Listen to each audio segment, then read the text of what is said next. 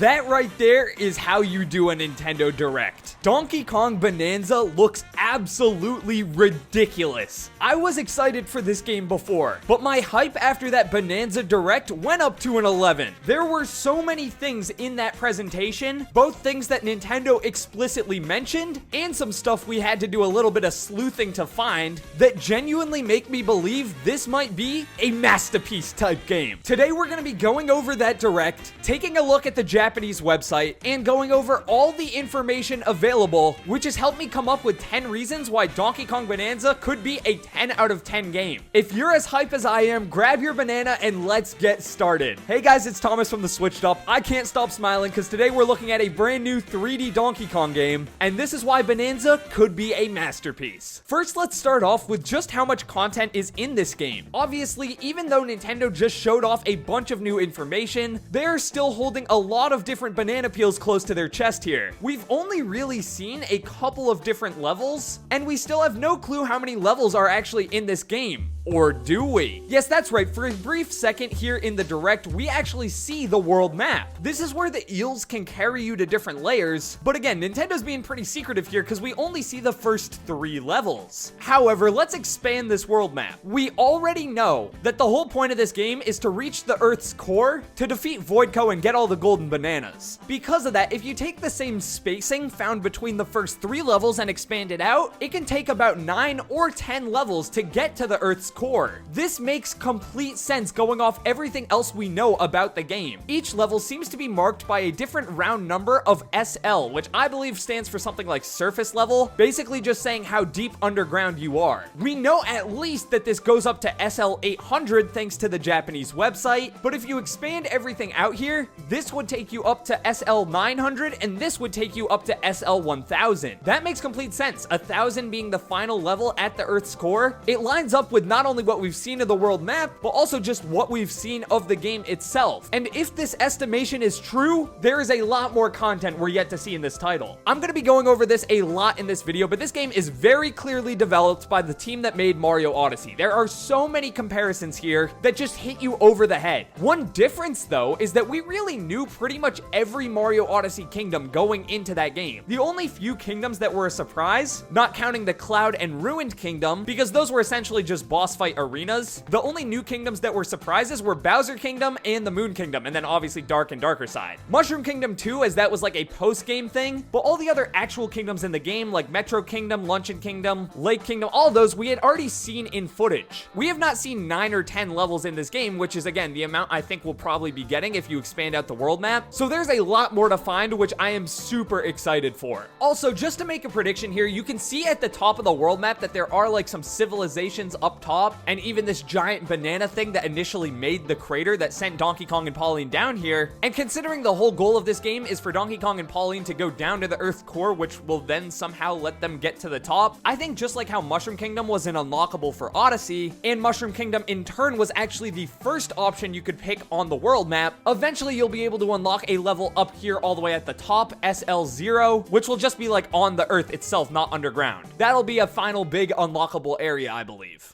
Okay, next let's talk about another thing that they absolutely nailed, and that is the costumes. Just like Mario Odyssey, you can purchase different costumes at shops. And also just like Mario Odyssey, these shops will be regional and have regional different costumes. We know this because they basically say as much in the Direct. You can trade these for different fashions at local style shops. But also the different styles you unlock, specifically for Pauline's outfits, are linked to different locations. However, that's where the comparisons to Mario Odyssey end. because this game takes Odyssey's costume mechanic and Donkey Kong punches it into an entire new stratosphere. There is so much more here. In Odyssey, you could change Mario's outfit and Cappy's outfit. Here, there is far more stuff you can change.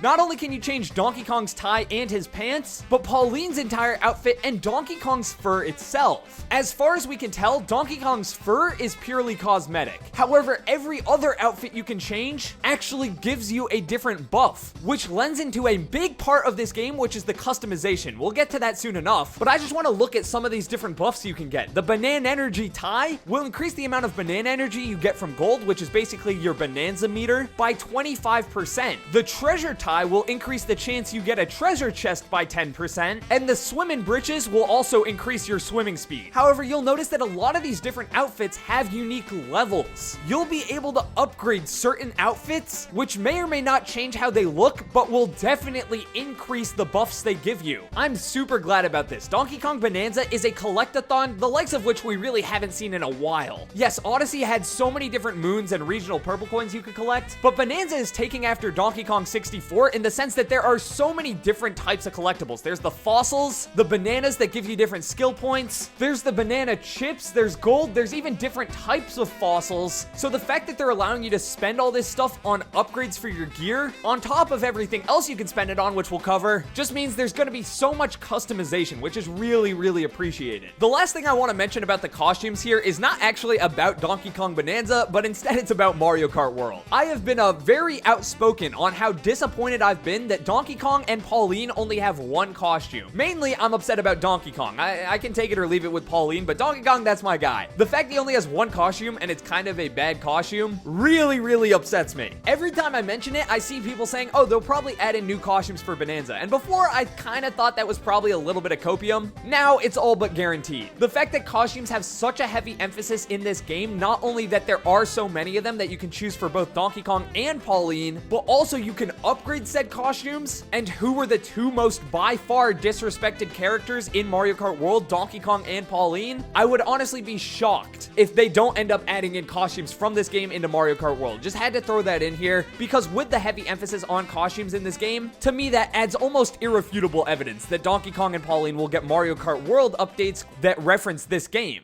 The next reason this game will be peak are the skill points. And if we pause on this skill tree type thing here, there is a whole lot to uncover. So first, how do you actually get skill points? Well, every 5 bananas, you will get a skill point. However, not every banana you get is only worth 1 banana. I know that's a little confusing, but you can see that there are different bunches of bananas. And depending on how many bananas are in a bunch, that determines how close you are to getting a skill point. For example, you can see this banana has 3 in the bunch. So when Donkey Kong eats it up, he gets 3 points towards his next skill point. Here is the same thing, but with only 1. We also get to see on the Banandium Gems Compendium, that's a tongue twister, that there are certain special bananas that seem to give 5, like this one for the Bruised Pika Bruiser. This is extremely similar to like Multi-Moons in Odyssey, but it's good to point out. Another extreme similarity to Odyssey is this canyon layer, which is the 3rd main level, and just like how the Sand Kingdom was the 3rd main level in Odyssey, this layer has by far the most Banandium that we've seen so far, at 79 bananas in this layer. Kind of like how the Sand Kingdom had by far the most moons in Odyssey. You can also see a total banana tracker up in the top right, which currently is at 60 out of 160, but will definitely update the max amount of bananas as you unlock more layers. Anyway, so now that we understand the bananas, what can you actually use them for? Well, the skill tree. Let's talk about this. There are 31 different upgrade sections here, with the right half of the skill tree being entirely locked off. Presumably, you gotta get to later levels in order to unlock them, and considering there are 8 columns here, this leads credence to my original map thing that says there's gonna be about like 9 different unique levels. The first 8 all unlock you skill points, and then the 9th level is like the final one, so you go in there already fully powered up. Anyway, what's important to recognize about the skill tree is that some of these specific perks can actually be leveled up even more. For example, this main one, the health perk, has 7 different levels as indicated by the 7 sections of the ring surrounding it. This punch power one has 4, and you'll see that certain skills don't have any sections. You just unlock them and then that's it. You have the entire skill. These seem to be the skills that unlock you entire new abilities rather than just improving your previous abilities. For example, this one here doesn't have any upgrades. You just get it. And the symbol is clearly showing off the new Surf move where you pick up a piece of the ground and just surf through the water. Next, I want to talk about Diddy Kong and Dixie Kong. Specifically, the Ramby Rumble minigame where these guys seem to appear. We don't have that much footage of this, but we have a decent amount of screenshots, but here you see Diddy and Dixie chilling out by a podium. You presumably walk up to them and then start the Ramby Rumble minigame. From this clip here, it seems like it's some sort of racing minigame with you and Pauline on one rhino and Diddy and Dixie on another. I don't think these are actually Ramby, because Ramby we've seen chilling with Cranky Kong, but it's the same thing, so I'm gonna just call him Ramby for now. This seems like a pretty in-depth minigame with 3 different sections or laps, a full-on timer, and I would assume there are different courses for this that you can find at different places throughout the game. This one seems to be called Double Trouble, at least that's what it says on the wall here. That makes a lot of sense considering you're going up against Diddy and Dixie, Double Trouble. I'm also assuming this bar is some sort of boost mechanic, considering the 2 suspicious barrels strapped onto Ramby that look like they could shoot out fire and make you go super fast. This entire Ramby Rumble side minigame looks super fun. It kind of reminds me of a mix between like Koopa free running and that Chevarian minigame from Mario Odyssey, and I'm just excited to see that they're adding in like additional minigames even beyond the small challenge sections that we'll talk about in a minute. Also, come on, we're putting Diddy and Dixie in a racing minigame. I'm already convinced we're getting costume updates. I feel like these guys also have to be added as playable characters into Mario Kart World, right? Like the only context we've seen of them in Bananza is in a racing minigame, and they're suspiciously missing from the new Mario Kart. I don't know, man. Let me know down in the comments below if that's copium or not. I think we could see them added. However, next up, I want to talk about the different challenge sections. Obviously, in Mario Odyssey, there were a ton of different challenge sections. You could get to them through like the moon pipes or just random doors and whatnot, and these would house different power moons. In fact, most of them had multiple different power moons in them, oftentimes being like one secret one and the one main one you get for completing the actual challenge. That seems to be the same case here. You can see there are multiple different ways to get into these challenge sections, or ancient ruins as they're called in this game, and some of them have 1 banana on the outside, while others have 3, indicating there will be 3 different bananas to find in there. Does that mean it'll be 1 banana that's a bunch of 3, or 3 individual bananas spread throughout? I'm leaning towards the latter, but we don't really know. Regardless though, these challenge course ruins are without a doubt one of the things I'm most excited for when we get our hands on Bananza, because they look awesome. My personal favorites so far have to be all the 2D ones we've seen, the minecart one, mixed with this level, which really reminds me of Bramble Blast. Hopefully this means we get a new remix of Stickerbush Symphony, and we can even see a 2D level that's a reference to the original Donkey Kong arcade game with the girders and flaming barrels coming down and everything. Beyond that though, there are so many more unique challenges that we get to see. There's this giant one on a minecart shooting explosive rocks at a gold statue, this one that's reminiscent of Wrecking Crew, where you absolutely tear down this city, and even some more puzzle focused ones. Even just within the challenge course ruins we've seen, there's an insane variety here, which gets me so excited to get my hands on the game. I genuinely cannot wait. This is what I mean. Like every single time I look at more of this game, I get more excited about it. I genuinely think this could be a top tier Nintendo game of all time. Personally, I'm a huge Donkey Kong fan. I love the Donkey Kong Country games, and I also love 3D Mario, and this genuinely looks like the perfect blend between the two. Let's move on from the challenge sections though, and next up, let's just talk about something that we already know is going to be banging, but that is the music. The background music we've heard in this game so far is absolute heat. A lot of it is like references to past Donkey Kong music, which is great because DKC music is like the best Nintendo music ever. Call me biased, I don't care. Anything David Wise cooks up is just goated. So it's great to hear some remixes of that, but more so what I want to talk about is just the sheer amount of music in this game. We get a look at the music player here, which you get by creating these different getaways, which are little just like home bases Donkey Kong can chill out at. You'll be able to make a decent amount of these. You can see we've already built 5 of them in this specific layer. But by opening up the music player, which you can see symbolized by the little gramophone here, which is obviously a great reference to like Cranky Kong playing the gramophone at the start of DKC. Love that. But when Donkey Kong opens up the music player, we can see that there are 110 different songs in this game. Now you'll have to actually unlock these different songs. You unlock them by getting discs from beating bosses and big enemies. If you've heard a song before, you'll be able to see the name of the song, but you won't be able to play it unless you get the disc. If you haven't heard the song before, or it's like a spoiler, it'll just be dotted out, so you don't really know what it is. What makes this insane is just the raw amount of songs here. There's 110. For reference, Mario Odyssey had 82 songs. That was already an insane amount, but there were a lot of like almost duplicate songs in that music player. Like a lot of the songs had the 8-bit versions for when you went all 8-bit in Odyssey, and any song with singing had like a Japanese version too. It remains to be seen how many of the songs in this game will be like duplicate songs, but at a base level, this game seems bigger than Odyssey. I know it's crazy to use the music player to compare how big the game will be entirely. I feel like how many songs are in the game is a genuinely good measure of how much content will be in the game, and if this music player is anything to go by, we're in for an absolute treat. The next point I want to talk about for as why this game could be complete peak is kind of a funny one, but it's just the story. I know, hear me out. This is a Donkey Kong game. I'm not expecting much. In fact, the story for past games is pretty much the story for this game. The bananas are gone, you gotta go get the bananas. However, with the addition of Pauline here, it adds a couple of new wrinkles to the story, which I'm really looking forward to see play out. First of all, Pauline is all voice acted. Not just for when she sings, because that's an actual gameplay thing, but also in cutscenes. She just like talks. Hey, y'all, come look at this. The planet core? But no! I'm going with DK, so you just stay away! I don't know about you guys, but I'm super happy about this. The story in this game seems to be a decent amount above your standard, like bananas are gone, go find them. But obviously, it's a Donkey Kong game, so it's not going to be anything super crazy. From everything we've seen, they're striking the perfect blend here of a goofy story while still making it a bit more serious, with Pauline having to go up and find her way to the surface, meaning that the story throughout this game seems to add stakes to the title while also still being goofy and like staying within the tone of a Donkey Kong platformer. I'm excited about this because it just shows the attention to detail here. They did not need to add in really any actual story to this game, let alone have it fully voice acted. But they did. And while again, I'm not expecting some subversive masterpiece, it's nice to know that we'll be getting voice acted cutscenes and legitimate story beats throughout this campaign. It seems to be the perfect blend of like corny and campy. It takes itself seriously, but not too seriously. I'm just excited to see how this whole story plays out. The next reason this game might be peak is the Bananza transformations. So far, we've seen 3 of them. The Bananza Kong,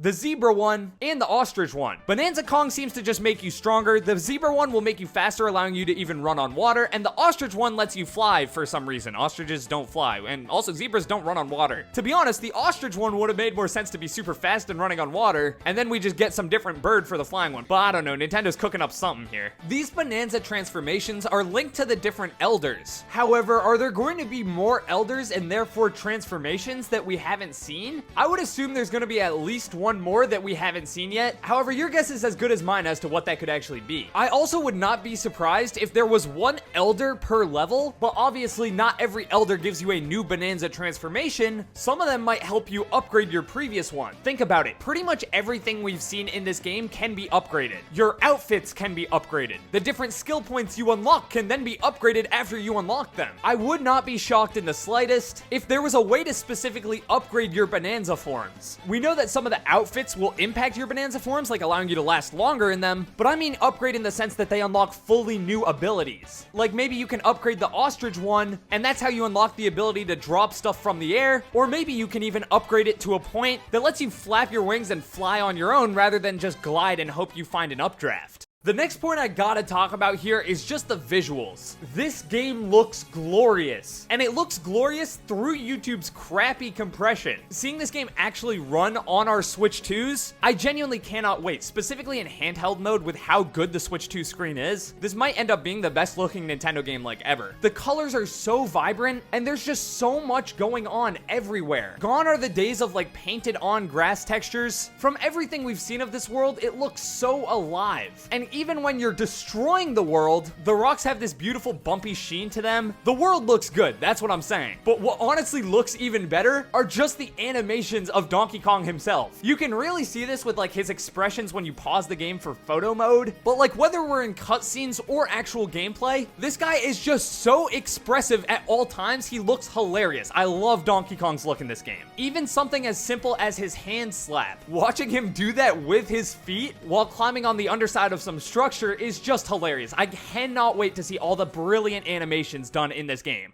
However, moving on from the graphics and presentation, we have the final point of this video. The final reason I've found that I think this game will genuinely be a masterpiece, and to be honest, this is the most important reason in this video, but it's also the reason I am the most confident in. The movement in this game just looks top tier. Everything in the combat seems super fun, like the punching, being able to dive punch down, pick stuff up, and then aim and throw it at people. But what I'm more excited about is the movement for platforming, like the rolls and whatnot. whatnot, it just looks so fun. You can use a roll in midair to change your direction, kind of like a cap throw in Odyssey. And just like bouncing off your hat, you can even get a second bounce in midair if you have a piece of rock held, because you just throw it down and then get a second jump off of it. That's not even to mention stuff like the turf surf, which looks ridiculously fun. Chaining together all of these moves seems like it's going to have an incredibly high level of skill expression, at least on the level, but likely even surpassing Mario Odyssey's movement. That's an incredibly high bar. I think Odyssey probably has the best movement out of any platformer I've ever played, but considering this is almost definitely from the Odyssey team, and considering Donkey Kong games have generally been more difficult and featured a more in-depth moveset than Mario games, I would not be surprised if Donkey Kong Bonanza takes the cake for my favorite platformer to control ever. Even beyond just Donkey Kong's core moveset, we obviously know we can advance that moveset by leveling up skill points, but even beyond that, the worlds themselves seem to be built perfectly, allowing you to utilize this moveset to your fullest potential. There's minecarts scattered all throughout. You can climb up anything, and you can even pick up a piece of rock and then use it as a zip line. The amount of traversal options on display, even within this direct, that is not showing off everything in this game. Like, there's plenty of stuff Nintendo hasn't shown us yet, so the fact that we've already seen so many unique movement options, my mind is straight up racing for the full possibilities, and I cannot wait to get my hands on this game in a month. With that out of the way, those are my 10 reasons as to why I genuinely think Donkey Kong Bonanza might be a 10 out of 10 game. I'm extremely hyped for this title, as you can tell, but there's stuff I didn't even mention in this video. For example, are you upset I didn't mention Donkey Kong Artist in this video as a reason it could be a masterpiece? If you are, let me know down in the comments below what you're most excited for with this game. Tons of more Bonanza videos coming out soon, so stay tuned and hit the subscribe button if you're looking forward to that. And with that out of the way, I'm Thomas from the Switch Stop signing off.